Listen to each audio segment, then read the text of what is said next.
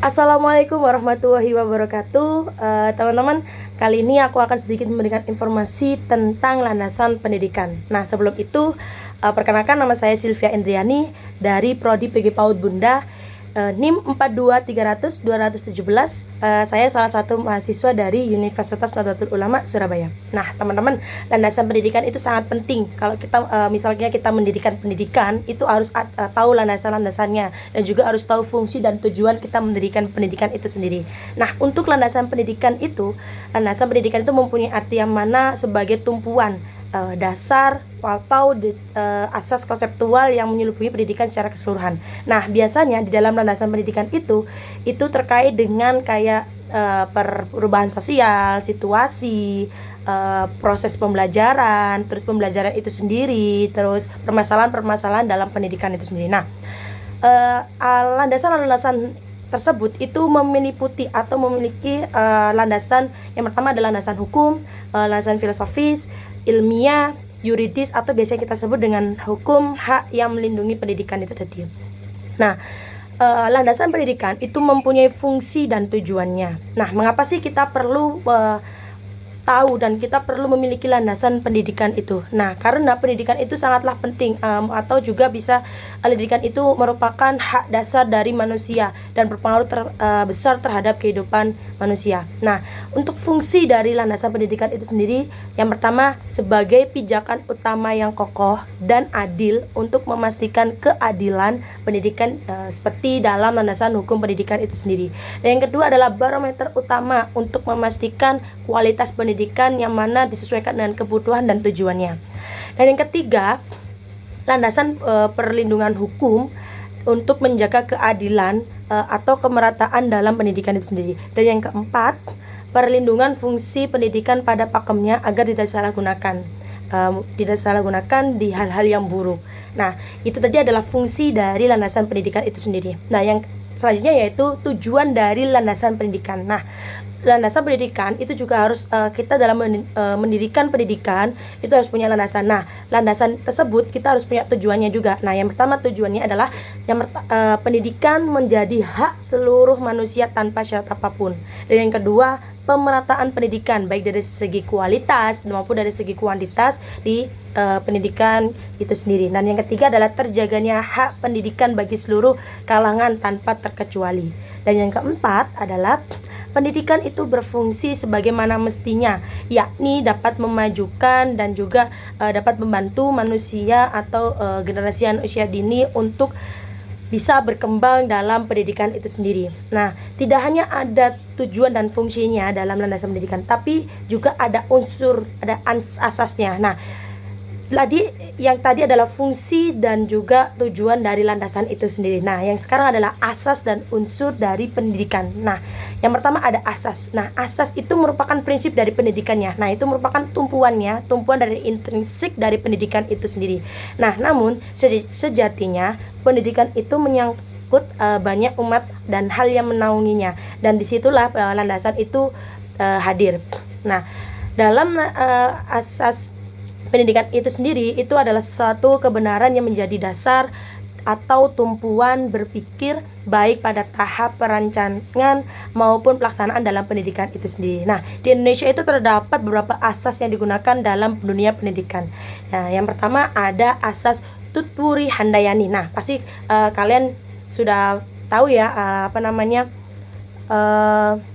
nama dari Tutpuri Handayani itu sendiri. Nah, Tutpuri Handayani itu adalah semboyan dalam pendidikan itu sendiri, yang mana sampai sekarang itu kita buat semboyan. Nah, asas Tutpuri Handayani atau Tutpuri Handayani itu sendiri itu dikeluarkan atau dikemukakan oleh Ki Hajar Dewantara, yaitu beliau adalah Bapak Pendidikan Nasional. Nah, Tutpuri Handayani sendiri itu memiliki arti yang mana pendidikan itu harus dengan kewibawaannya, harus memiliki dan juga mengikuti dari belakang, bukan memberi pengaruh dan juga tidak menarik dari depan, tetapi membiarkan anak untuk jalan sendirinya dan memilih apa yang anak sukai, dan bila anak tersebut melakukan kesalahan barulah kita membantunya.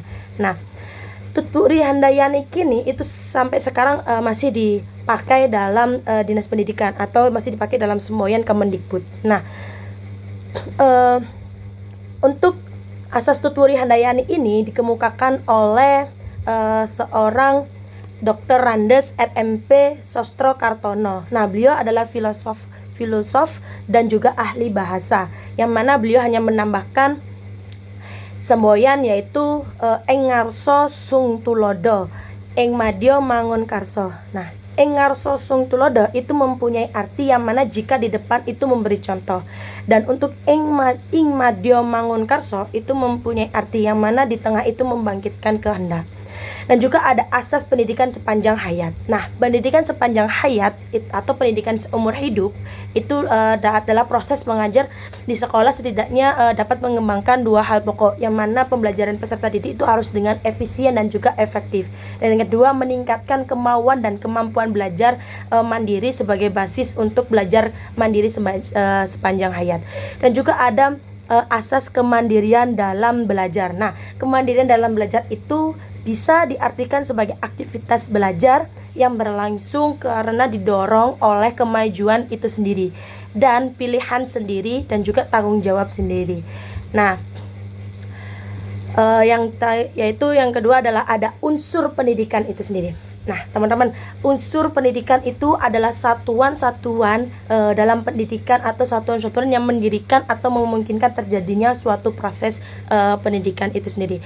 Nah, yang pertama, unsur dari pendidikan itu yang pertama ada tujuan pendidikannya, yang kedua ada peserta didik, yang ketiga ada pendidik, yang keempat ada interaksi edukatifnya, yang kelima ada materi pendidikannya, yang keenam ada alat dan metode pembelajarannya atau metode dalam pendidikan, dan yang ketujuh adalah lingkungan pendidikan. Nah, teman-teman, landasan-landasan dalam pendidikan itu ada 4 jenisnya.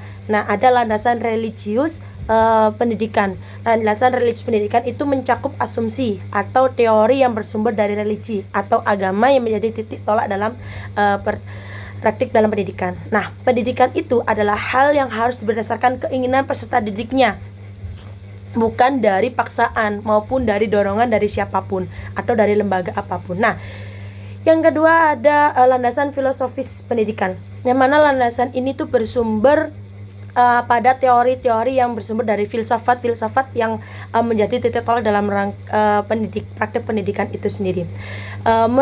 Berbicara tentang filosofis pendidikan itu juga berarti berkenaan dengan tujuan filosofis itu sendiri dan untuk suatu praktek pendidikan sebagai sebuah ilmu. Dan untuk memahami landasan filosofis pendidikan itu kita bisa menggunakan dengan pendekatan filsafat ilmu, yang mana meliputi 3 bidang yang ada. Yang pertama ada ontologi, yang kedua epistemologi, yang ketiga ada aksiologi. Nah, terdapat juga ada aliran-aliran filsafat pendidikan. Nah, biasanya itu merupakan salah satu rujukan atau kajian landasan pendidikan itu sendiri. Nah, alirannya apa saja? Yang pertama ada perennialisme. Itu merupakan aliran filsafat pendidikan yang melihat ke belakang, percaya bahwa kebijakan itu abadi dari spiritual, tradisi, dan agama satu sama lain. Dan yang kedua adalah esensialisme, yang mana aliran ini itu ingin kembali ke budaya-budayaan atau warisan sejarah yang zaman dulu karena sudah terbukti keunggulannya dan kebaikannya. Dan ketiga adalah progresivisme. Nah, untuk aliran ini itu percaya bahwa pengetahuan itu mengenai dunia itu hanyalah sebatas sebagaimana dunia ini itu dimiliki oleh manusia, hanya dijangkau oleh ilmu-ilmu saja. Terus ada pedagogi kritis. Nah, pedagogi kritis itu merupakan suatu aliran yang mana itu adalah unsur pokok aliran ini itu harus ada keharusan untuk memandang sekolah itu sebagai ruang publik. Ruang publik yang mana ruang publiknya itu sebagai yang demokratis. Jadi sekolah itu didedikasikan untuk membentuk pemberdayaan diri dan juga sosial. Dan yang kelima ada eksistensialisme, yang mana pemikiran filsafat ini tuh sudah ada pada abad ke-20 yang sudah sangat menambahkan adanya otonomi dan kebebasan manusia untuk mengaktualisasikan dirinya sendiri.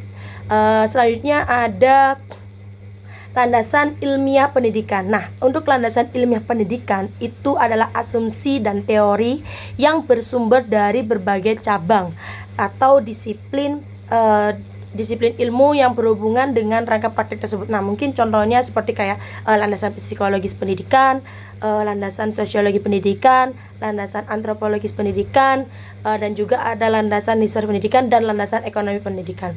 Nah, landasan ilmiah pendidikan itu bisa dikenal juga sebagai dengan landasan empiris, teori atau juga faktual dari pendidikan. Nah, untuk landasan pendidikan ilmiah sendiri itu tadi yang sudah aku sebutkan sudah meliputi dari 5 bidang itu tadi, 5 landasan. Yang pertama ada landasan psikologis tadi itu. Nah, landasan psikologis sendiri itu yang mana itu asumsinya itu bersumber dari perkembangan anaknya, perkembangan dari siswanya, perkembangan dari pendidiknya, yang mana itu bisa datang dari perkembangan pada pertumbuhan dirinya sendiri atau dari perilaku si pendidik itu peserta didik itu sendiri. Nah, subjek dan objek pendidikan itu adalah manusia. Nah, sedangkan psikologis itu hanyalah menelaah gejala-gejala perilaku dan juga perkembangan fisiologis dari manusia itu sendiri. Dan yang kedua ada landasan sosiologis pendidikan. Nah, landasan sosiologis pendidikan itu seperangkat asumsi yang bersumber dari hasil studi disiplin sosiologi yang mana itu sudah jadi tolak dalam rangka praktek atau titik tolak dalam praktek itu sendiri. Nah, untuk yang ketiga adalah antropologis. Nah, landasan antropologis pendidikan sendiri itu merupakan seperangkat asumsi yang bersumber dari hasil studi disiplin antropologi itu sendiri. Nah, di dalam landasan antropologis pendidikan itu sendiri itu terdapat hubungan timbal balik antara pendidik dan juga dari peserta didiknya, atau mungkin timbal balik dari pendidikan dan juga kebudayaan-kebudayaannya. Mungkin kebudayaan itu kebudayaan miliknya suatu masyarakat itu sendiri, mungkin terus juga ada kebudayaan dari nilai-nilai dan norma-norma agama, dan juga mungkin wujud kebudayaan dari berbagai kurikulum. Jadi ada asas-asas atau mungkin isi-isi dari kurikulum itu sendiri. Nah, pendidikan itu juga ada kurikulumnya. Nah, kalau misalnya kita bergantian Pak Menteri, mungkin biasanya kita akan bergantian kurikulum. Nah, itu kurikulum itu sebagai pedoman atau panduan kita untuk mengajar pendidikan, apalagi untuk anak usia dini. Nah, dan juga ada wujud fisiknya dalam pembangunan. Nah, mungkin juga sekolahnya dibuat senyaman mungkin agar anak bisa belajar untuk nyaman, bisa mengerti apa yang kita bisa ajarkan. Nah, pendidikan itu juga bisa berfungsi sebagai melestarikan kebudayaan masyarakat dan juga bisa berfungsi dalam rangka untuk mengembangkan kebudayaan masyarakat itu sendiri. Dan yang keempat ada landasan historis pendidikan. Nah, landasan historis pendidikan itu biasanya landasan yang merupakan seperangkat landasan yang berkonsep pada masa lampau. Jadi landasan yang hanya pada titik yang mana mengandung dari masa pendidikan zaman dulu, seperti itu. Mungkin dari zaman penjajahan, zaman purba, zaman kerajaan dan lain sebagainya. Terus juga ada landasan ekonomi pendidikan. Nah, landasan ekonomi pendidikan itu sangatlah penting karena itu untuk juga dapat memajukan dalam pembangunan atau pembelajaran itu sendiri. Nah, dalam dan juga dalam akumulasi modal dan teknologi dan juga kewirausahaan dalam sosial dan budaya. Nah, landasan ekonomi pendidikan itu biasanya itu kayak misalnya alat peraga, kita beli bahan alat peraga, kita fasilitasi untuk permainan atau fasilitas untuk administrasi guru seperti komputer dan lain sebagainya. Nah, kalau misalnya kita tidak punya alat peraga dan kita tidak ada landasan ekonomi itu sendiri, nah kita tidak bisa mendirikan pendidikan itu sendiri. Nah, teman-teman, dan juga ada alat-alat pembelajarannya atau media pembelajarannya. Nah, mungkin kalau misalnya kita sedang mengajar anak usia dini itu kan harus ada metodenya ya, harus ada alatnya, harus ada benda konkretnya. Nah, seperti itu.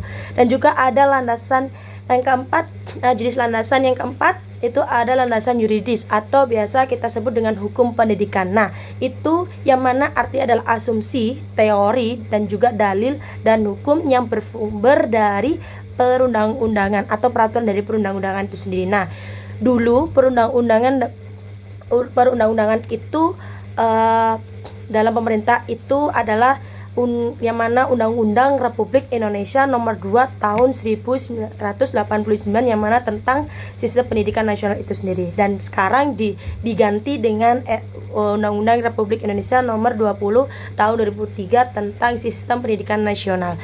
Nah, itu tadi adalah penjelasan yang saya sampaikan ya teman-teman. Nah, dalam pendidikan itu tadi sudah ada fungsi. Nah, berarti kalau kita kalau kita ingin mendirikan pendidikan, kita harus tahu landasan-landasannya dan juga harus tahu fungsinya, yang juga harus tahu tujuan kita mendirikan pendidikan itu sendiri, dan juga harus tahu landasan-landasan itu sendiri. Nah, tadi landasan-landasan itu merupakan pijakan utama kita yang akan kita gunakan untuk mendirikan pendidikan itu sendiri. Nah, kesimpulan dari informasi atau materi yang saya berikan hari ini atau kali ini, yang mana pendidikan itu sangatlah penting bagi untuk anak generasi bangsa, apalagi untuk anak usia dini, dan juga landasan-landasannya juga bisa berpengaruh besar dalam pendidikan, apalagi pendidikan anak usia dini, atau bisa berpengaruh besar dalam kalau kita mendirikan sebuah pendidikan.